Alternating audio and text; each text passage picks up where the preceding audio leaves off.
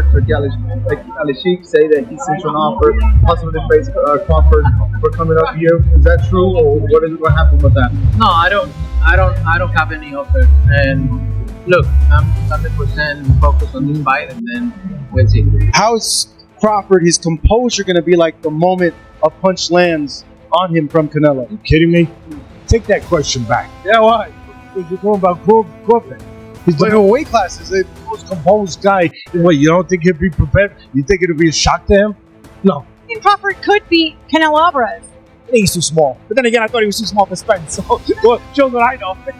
So, I don't know. I think that's a lot of weight class jumping. We'll see. It's a talking point. I don't know that would really happen. Or, I mean, listen, we've seen some strange things in boxing. Don't get me wrong, especially in the recent years. So I don't say never, but I don't know how seriously that's going to be taken. But I think when you're at a level and coming off a big win like Crawford just did, anything you say reverberates through the sport. When it comes to a showdown between Canelo Alvarez and Terence Crawford, the debate ignites fierce opinions, but many believe that Alvarez holds the clear advantage in this clash as a 4-division world champion, and the undisputed king of super middleweight. Canelo brings a blend of power, experience, and elite-level competition that could overwhelm Crawford, while Crawford has recently proven his dominance at welterweight, stepping up to face someone as physically imposing and seasoned as Canelo at 168 pounds could present insurmountable challenges. Canelo's combination of explosive punching power, relentless pressure, and superior experience in higher weight classes might be too much for Crawford to handle. Here's a deeper dive into why Alvarez could dominate this matchup.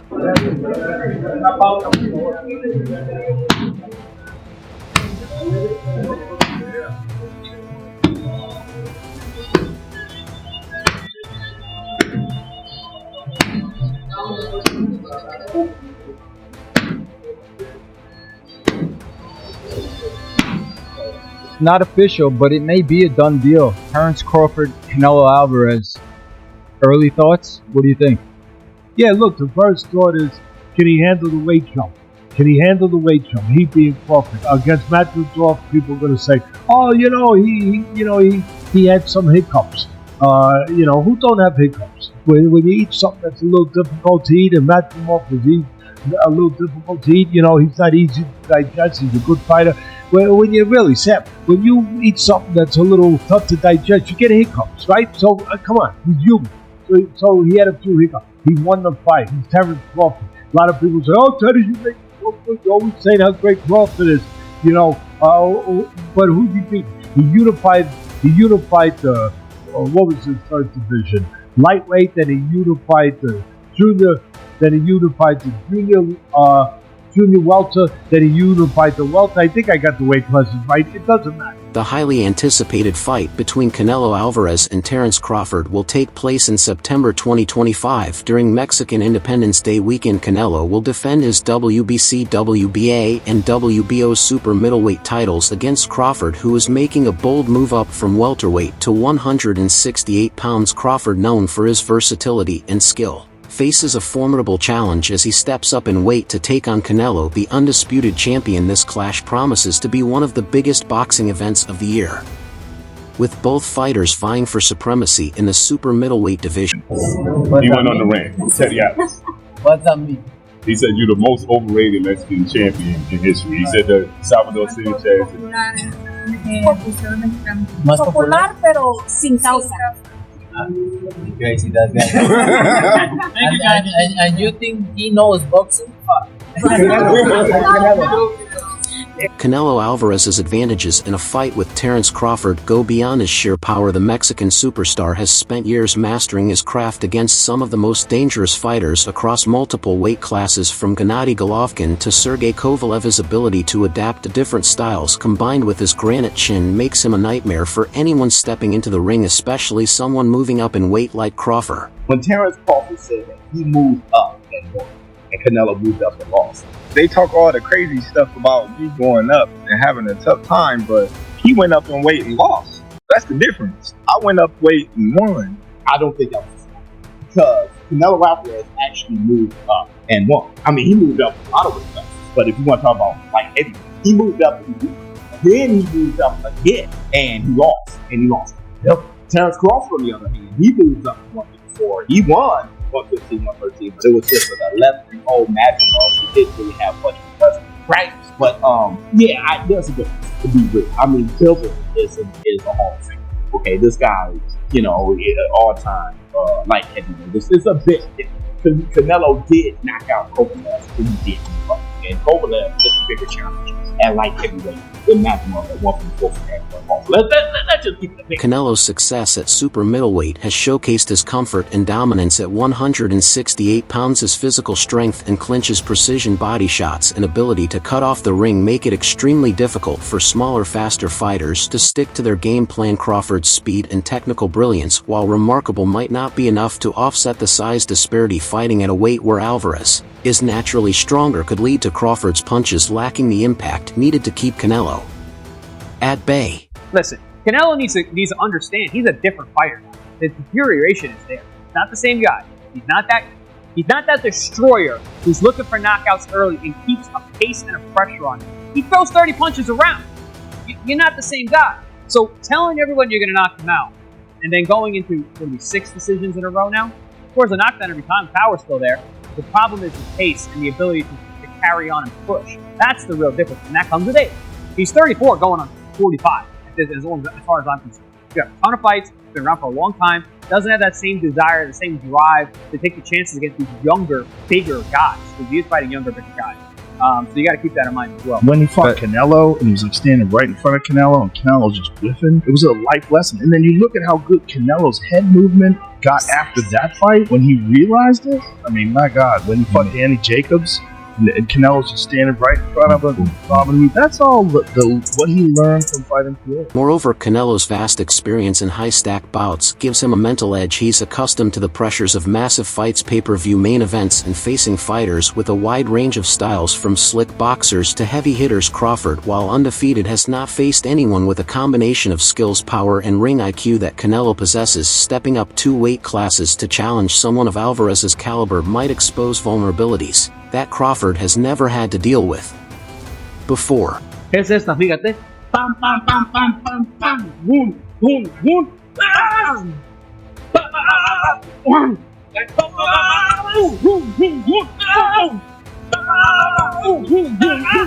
Digo, listen.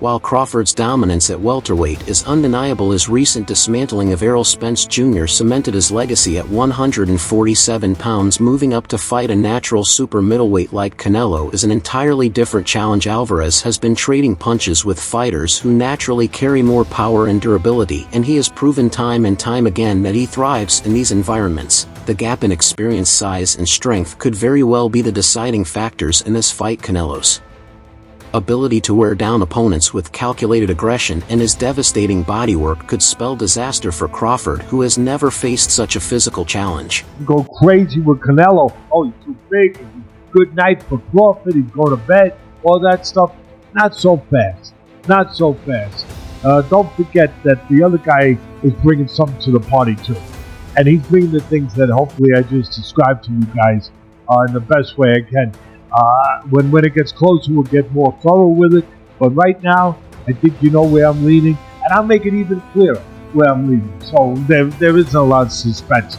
I ain't going against Crawford, okay? I do think he's that special guy. I think Canelo's special too, but I think Crawford's special in a little bit, even more so. Even more so.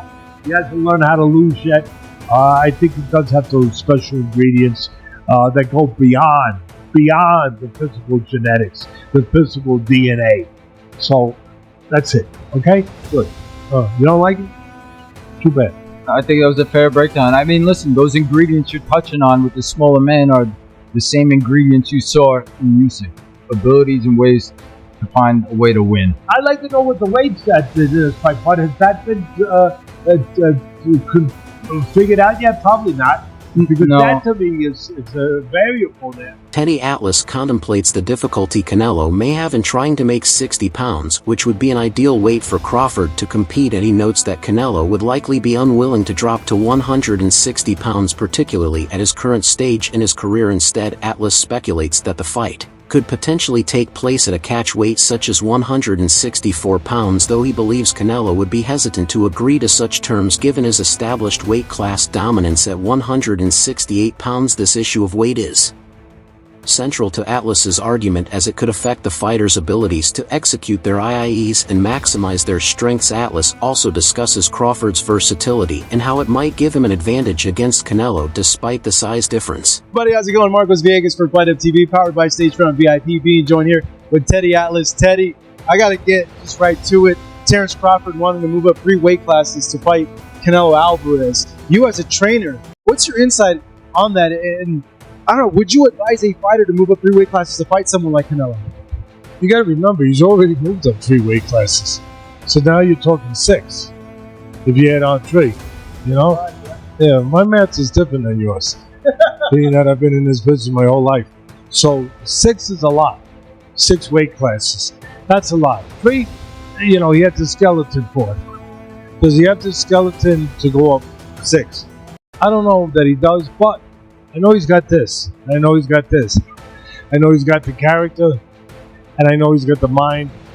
I know he has special gifts that very few fighters have. When analyzing a fight between Canelo Alvarez and Terence Crawford, the most glaring factor that stands out is the weight disparity. Canelo has been operating comfortably at 168 pounds, dominating fighters who are naturally bigger and stronger. Crawford, on the other hand, has spent the majority of his career at lightweight, junior welterweight, and welterweight. While Crawford is undoubtedly skilled and powerful for his size, moving up to face a seasoned super middleweight champion like Canelo would require him to overcome an immense physical disadvantage that could severely limit his ability to execute his usual game plan. I'm going with Terence Crawford. You know, big weight jump, a dangerous fight, but somebody's got to prove me that they can break Terence Crawford's will and that he can't figure it out against you. You know, it ain't no disrespect to Canelo, but I've said this the last couple of years. I've not been against Terence Crawford with nobody. You got to show me that you can do it. For world champion Demetrius Andrade believes that while Crawford is an exceptional fighter, Canelo's size and experience at higher weight classes give him the edge. Andrade predicts that Crawford might struggle with the power and agility of Canelo. One of the major hurdles for Crawford would be moving up 2 weight classes to challenge Canelo. Crawford previously moved up to 154 pounds for his last fight, where he secured a decision victory over Israel Madrimov. However, making the leap to super middleweight would mean facing significantly larger and stronger adversaries. Just a few weeks ago, you heard what Terence Crawford had to say on why he wants to take on Saul Canelo Alvarez. I just want the opportunity, to fight the best fighter in my generation that's out there. He's the most accomplished fighter, and I would just like to, fight another great. Which is a very noble reason. I mean, it's a reason that I can get behind. If you notice, his primary reason is money. He did say it would be the biggest fight, which, you do want a big fight, but I don't think he meant monetarily, which the money was okay. But what he's saying is he want to test himself versus the best. And I think he's telling the truth here, right? Of course, he wants big money and stuff like that, but I think his swan song is just him testing himself up against the very best. Those are the reasons the more people can get behind him. Are you tired of people asking you about Terence yet? No, look, there's I always say, I respect Terence Crawford. He's a very talented fighter, but he just win one big fight. If you see his record, he just beat one good fighter like Errol Spence is. But other than that, I don't think he's beating other great fighter like Spence, he did a really good job with Spence. He did like almost look it very easy but I knew Terence Crawford is a great fighter. But you never know in boxing. We'll see. Canelo is known for his devastating power, especially at 168 pounds. He has finished opponents like Caleb Plant and Billy Joe Saunders with crushing body shots and well-timed power punches. Crawford, who has never fought above 147 pounds, may struggle to absorb the kind of damage that Canelo dishes out. Alvarez's ability to attack the body relentlessly would sap Crawford's energy and neutralize his speed advantage. Payday. I'm the face of boxing. Crawford wanted a payday, but Crawford didn't do good at this before. When I talk to people, they all tell me you would have knocked him out at 68. Well, he knows now. He experimented the 154, and he knows. Maybe he do in 168 for a big check. My last thing, Canelo, you just donated $70 million $70 million to build a center for kids with special needs in Mexico. Tell me about why did you do that? I always try to help people. Why? And I don't like to respond this kind of thing because I don't like to put myself like I help from the bottom of my heart. Enrique, con las palabras. Crawford is widely regarded as one of the most skilled fighters of this generation. His ability to switch stances seamlessly, his pinpoint accuracy, and his ring generalship have allowed him to dominate at every weight class he's fought in. His dismantling of Errol Spence Jr. was a master class in timing, precision, and adaptability. However, moving up to face Canelo would pose challenges that he has never encountered before.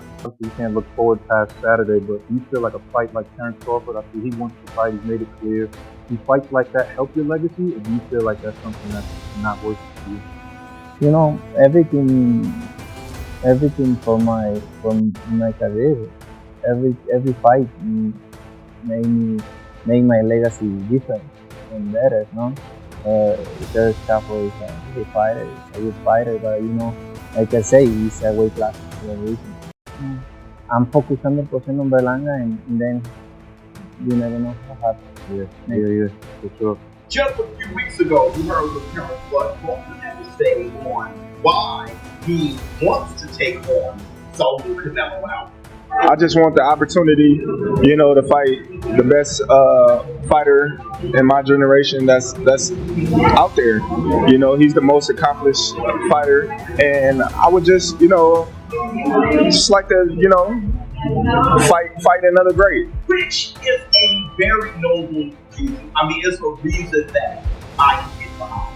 If you notice, his primary reason is money. He did say it's the biggest fight, which, you do want a big fight, but I don't think he meant monetarily, which the money comes, okay? But what he's saying is he wants to test himself versus the best. And I think he's telling the truth here, right? Of course, he wants big money and stuff like that, but I think his swan song is just him testing himself up against the very best. Those are the reasons the more people can get behind. Canelo is one of the best body punchers in the sport. He systematically breaks down opponents by targeting their midsection, leaving them vulnerable as the fight progresses. Crawford, who has never faced someone with Canelo's level of body attack, might struggle to maintain his movement and sharpness over 12 rounds. Be great. That'll be 3 times. The 154 won the belt. That's 3 times super. Then I said, super great. Come on, Canelo. 160. Well, if he can get in there with Charlo and like the next fight, he still got Asian side and moving forward. Like if he's trying to chase the greatness. But I mean, he already does something that's never been done. Charlo don't remember that. Terence Crawford, I see he wants to fight. He's made it clear. Do fights like that help your legacy, or do you feel like that's something that's not worth it for you? Everything in my career, every fight make my legacy different and better. No? Terence Crawford is a great fighter. He's a good fighter, but like I say, he's a weight class for a reason. I'm focused 100% on Berlanga, and you never know what happens. Yeah. What are your thoughts on the upcoming Canelo versus Crawford fight? Do you think Crawford can make a successful jump to super middleweight, or will Canelo prove too dominant? Share your predictions and opinions in the comments below.